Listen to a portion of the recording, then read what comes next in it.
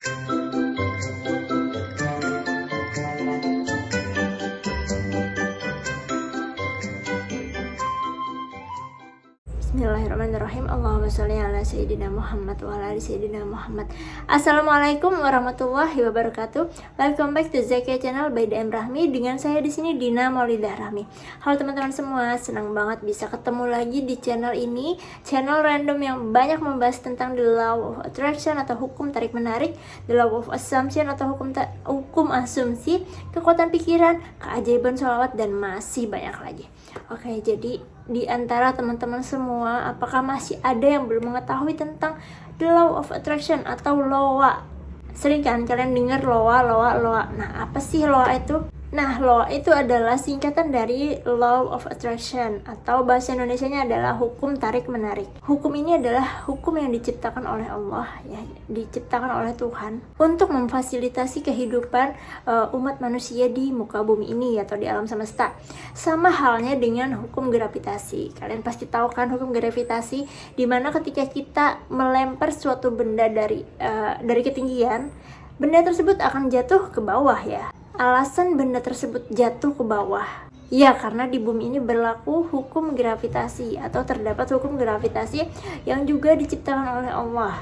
Ada juga hukum sebab akibat, di mana ketika kita melakukan suatu sebab, pasti akan ada akibatnya. Misalnya kita makan pedas sangat berlebihan, nanti akibatnya kita kan sakit perut atau biasanya kita kan diare. Misalnya kita rajin baca buku, belajar yang giat, selalu haus akan pengetahuan, nantinya kita akan menjadi orang yang memiliki wawasan yang luas, ya. Jadi di mana ada sebab, maka akan ada akibat.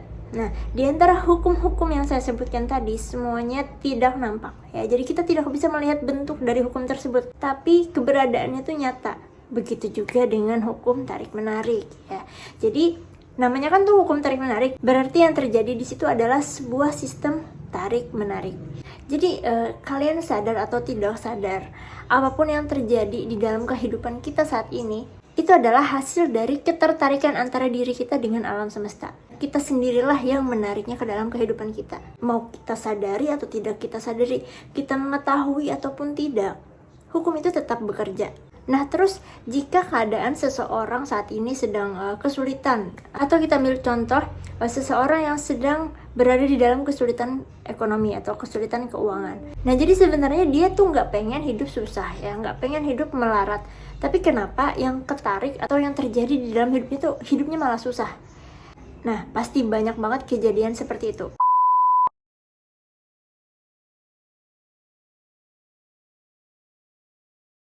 Oke, jadi di dalam hukum tarik-menarik yang bekerja di alam semesta ini, yang mengalami tarik-menarik itu adalah pikiran alam bawah sadar kita dengan semesta. Kehidupan kita ini 90% terbentuk dari pikiran alam bawah sadar kita. Bagaimanapun keadaan pikiran bawah sadar itulah kehidupan kita, itulah nasib kita, itulah yang kita alami saat ini. Jadi misalnya kayak tadi kan, suatu kondisi di mana seseorang tuh tidak ingin atau tidak mau berada di dalam hidup yang sulit, hidup yang susah.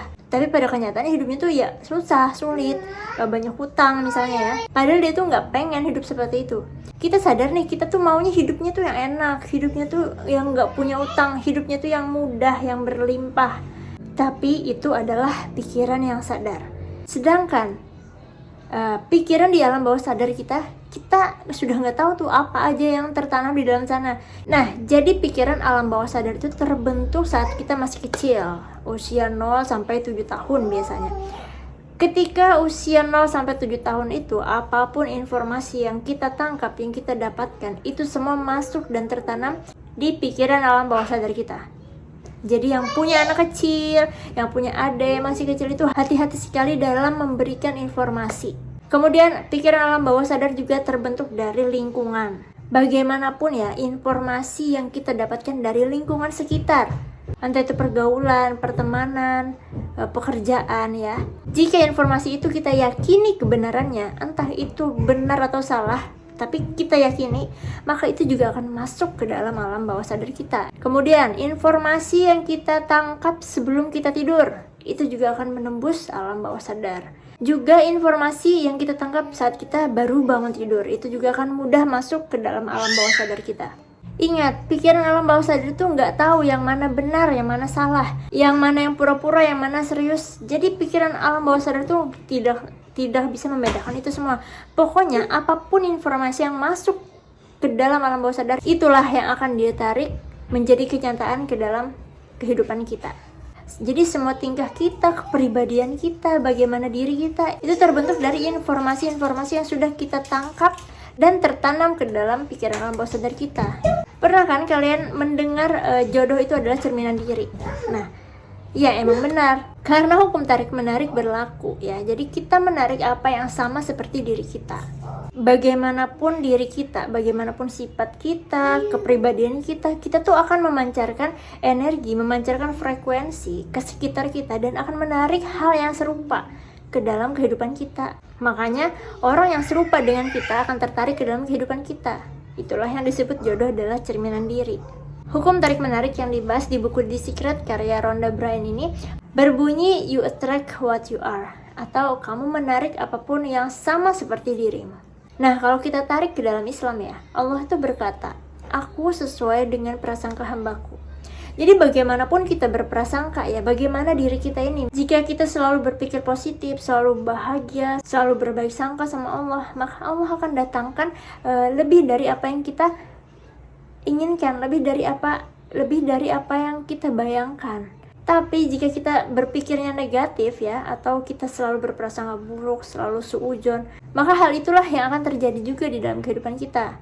Orang Allah yang bilang, aku sesuai dengan prasangka hambaku. Jadi semuanya tergantung kita, tergantung pikiran kita, tergantung bagaimana diri kita, tergantung bagaimana prasangka kita. Oke, jadi setelah kita mengetahui bahwa di dunia ini ada hukum tarik menarik yang berlaku, di mana kita akan menarik apapun yang sama seperti diri kita. Bagaimana prasangka kita, bagaimana perasaan kita, bagaimana pikiran kita, itulah yang akan terjadi di dalam kehidupan kita. Nah, sekarang bagaimana caranya untuk kita itu bisa menarik apapun yang kita inginkan? Atau bagaimana kita itu ingin merubah nasib kita saat ini yang sudah terlanjur, mungkin sudah terlanjur tidak baik, atau dengan kata lain tidak sesuai dengan yang kita inginkan karena atau akibat dari pikiran alam bawah sadar kita yang di masa lalu. Mungkin di masa lalu kita pernah menangkap atau menyerap informasi-informasi yang negatif tentang kehidupan, entah tentang keuangan, entah tentang percintaan, kekeluargaan, atau tentang kehidupan. Apapun itu, mungkin sudah terlanjur terserap dan tertanam di alam bawah sadar. Dan saat ini kita sedang menjalani atau sedang merasakan akibat dari buah pikiran kita di masa lalu. Nah, bagaimana caranya untuk kita meriset ulang atau bagaimana caranya untuk kita mengubah apa yang sudah tertanam menjadi sesuatu yang kita inginkan, menjadi kehidupan yang kita impi-impikan, menjadi semuanya sesuai dengan harapan kita. Nah, jadi ada caranya teman-teman ya. Nah, disinilah letak kabar baiknya. Jika kita sudah mengetahui nih bahwa ada hukum tarik-menarik yang bekerja, harusnya kita bisa dong untuk menarik apapun yang kita inginkan, apapun yang kita impikan. Caranya ya seperti itu tadi, betul, yaitu dengan memasukkan informasi-informasi apapun yang kita inginkan untuk terjadi di dalam kehidupan kita ke pikiran alam bawah sadar kita. Misalnya kalian ingin kaya, kalian ingin sukses, kalian ingin mewujudkan impian kalian, atau kalian ingin memiliki sesuatu, punya rumah, punya mobil, punya jodoh, apapun itu ya. Jadi kalian bisa memasukkan ulang informasi yang kalian ingin itu terwujud ke pikiran alam bawah sadar kalian. Biasanya teknik yang dilakukan untuk memasukkan informasi yang kita inginkan yaitu dengan afirmasi, visualisasi, atau dengan scripting ya. Jadi ini adalah teknik yang paling umum atau yang paling sering dilakukan untuk memasukkan ulang informasi atau data ke pikiran alam bawah sadar kita. Banyak sih cara lainnya, tapi di video kali ini kita fokus untuk membahas 3 cara itu aja. Karena 3 cara ini yang menurut saya paling mudah untuk kita lakukan ya. Tapi satu hal yang wajib banget kalian lakukan ketika kalian mempraktekkan salah satu teknik tersebut, yaitu libatkan rasa. Percuma kalau kalian mempraktekkan semuanya pun tanpa melibatkan rasa, itu tidak akan bisa masuk menembus pikiran alam bawah sadar kalian. Ya, karena rasa itu atau emosi itu penting banget agar kita bisa menipu alam bawah sadar kita. Ingat, alam bawah sadar nggak tahu kita berpura-pura ataupun kita serius. Yang jelas, begitu informasi itu masuk ke dalam alam bawah sadar, udah dia tuh langsung memancarkan ke alam semesta dan alam semesta akan mewujudkannya menjadi kenyataan. Contoh ya, misalnya kalian ingin uang yang banyak atau kalian ingin kaya, kalian melakukan afirmasi nih. Waktu yang tepat, yang paling powerful untuk melakukan atau memasukkan informasi ke alam bawah sadar kita yaitu sebelum tidur ataupun sesudah bangun tidur. Misalnya ya, kalian berafirmasi nih, ingin kaya. Maka kalimat yang harus kalian ucapkan adalah aku sudah kaya, atau aku saat ini sudah kaya. Aku seneng banget, aku bersyukur sekali bahwa sekarang aku sudah memiliki uang yang banyak. Nah, jadi kalimatnya harus benar-benar seolah saat ini kalian sudah memiliki uang yang banyak. Nah, kemudian libatkan perasaan. Jadi kalian harus benar-benar merasa bahwa saat ini kalian punya uang yang banyak, kalian berlimpah, di ATM kalian saldo kalian itu 3 digit. Pokoknya yang jelas kalian memiliki uang yang banyak. Kuncinya di situ, melibatkan rasa. Percuma kalau kalian bilang aku adalah orang yang kaya, aku adalah orang yang berlimpah, aku memiliki uang yang banyak di ATM-ku. Tapi rasa yang kalian rasakan adalah rasa kekurangan, rasa cemas, rasa khawatir, dikejar-kejar atau ditagih-tagih si rentenir atau debt collector. Itu tidak akan bekerja ya teman-teman. Jadi di situ penting banget untuk melibatkan rasa. Dan juga perhatikan kalimat saat kalian berafirmasi. Yes, afirmasi itu perlu diulang-ulang terus agar si pikiran alam bawah sadar ini ketipu dengan kenyataan yang ada ya. Jadi ketika kalian berafirmasi, berkata, memasukkan informasi bahwa aku saat ini sudah kaya, aku memiliki uang yang banyak, terus kalian tuh bisa merasakan dengan penuh emosi, dengan penuh bahagia, dengan penuh sukacita bahwa kalian benar-benar kaya, maka itu akan menembus critical factor dan tertanam ke alam bawah sadar. Dan lihat apa yang akan terjadi, lihat keajaiban yang akan terjadi. Kalian gak usah mikir gimana caranya aku jadi kaya, gimana caranya uang di ATM-ku itu berlimpah. Jangan mikir ya. Jadi kalau kalian mikir dengan logika, itu akan ditelan bulat-bulat oleh si mental block kalian atau si critical factor. Jadi semua afirmasi kalian akan sia-sia. Misalnya kalian ingin mobil, ya kalian bilang alhamdulillah saat ini aku sudah punya mobil yang aku inginkan. Mobilnya itu harus jelas mobil apa. Alhamdulillah senang banget ya Allah, terima kasih itu mobil sudah terparkir di garasi aku saat ini. Aku sangat bahagia, aku sangat senang. Jadi benar-benar dapatkan rasa bahwa kalian sudah memiliki apapun yang kalian inginkan. Oke, itu kalau afirmasi ya. Kalau visualisasi, nah ini juga salah satu cara yang powerful. Jadi kalian bisa berhayal sebelum tidur ataupun sesudah bangun tidur. Saat lagi ngantuk-ngantuknya, kalian berhayal bahwa apapun yang kalian inginkan sudah kalian miliki. Jadi kalian harus pejamkan mata, kalian menghayal tuh. Misalnya contoh tadi ya, kalian ingin kaya atau punya banyak uang. Maka di dalam visualisasi kalian itu, dalam hayalan kalian itu seolah sudah memiliki uang yang banyak. Kalian adalah orang yang kaya. Kalian megang uang yang sangat banyak. Tapi jangan menjadi orang ketiga. Maksudnya tuh kalian jangan melihat diri kalian di dalam hayalan kalian itu sedang megang uang. No, tapi kalian adalah sebagai orang pertama. Nah, yang kalian lihat di dalam hayalan itu adalah uang berada di tangan kalian. Kalau perlu tuh kalian benar-benar sampai mendapatkan rasa memegang uang-uang tersebut. Kalian cium bau uang tersebut ya. Bau-bau uang baru tuh kan khas banget kan ya. Nah, jadi kalian bisa sambil merasakan aroma uang baru yang baru keluar dari bank. Nah itu benar-benar kalian rasakan bahagianya megang uang yang sangat banyak ya. Nah kalian bisa lihat tuh di dalam hayalan kalian bisa rasakan lembarannya, kalian bisa dengarkan gesekan uang kertas itu. Wah, kalau kalian berhasil bervisualisasi seperti itu, maka itu sangat powerful sekali. Jangan pernah mikir gimana caranya, bagaimana, kapan itu terjadi, jangan pernah mikir. Setelah itu kalian tidur dan lupakan. Nanti ketika hal itu sudah benar-benar masuk ke alam bawah sadar, maka itu adalah tugas pikiran alam bawah sadar untuk memancarkan frekuensinya ke semesta, dan semestalah yang akan mengarahkan kalian, menunjukkan kalian cara atau jalan untuk mendapatkan apa yang kalian inginkan tadi. Jadi gitu sistemnya. Oke, sama halnya dengan misalnya teknik scripting. Ya, jadi kalian menulis di buku. Yang penting kalian perhatikan kalimat dan libatkan rasa. Apapun teknik yang kalian lakukan, kalian harus melibatkan rasa. Ketika kalian menulis scripting, berarti kalimatnya seperti ini. Alhamdulillah, aku sangat senang sekali, aku sangat bahagia sekali bahwa saat ini aku sudah memiliki uang yang banyak. hutang-hutangku sudah lunas, aku bisa membeli apapun yang aku inginkan, dan aku sangat bahagia sekali. Terima kasih ya Allah, terima kasih, terima kasih, terima kasih.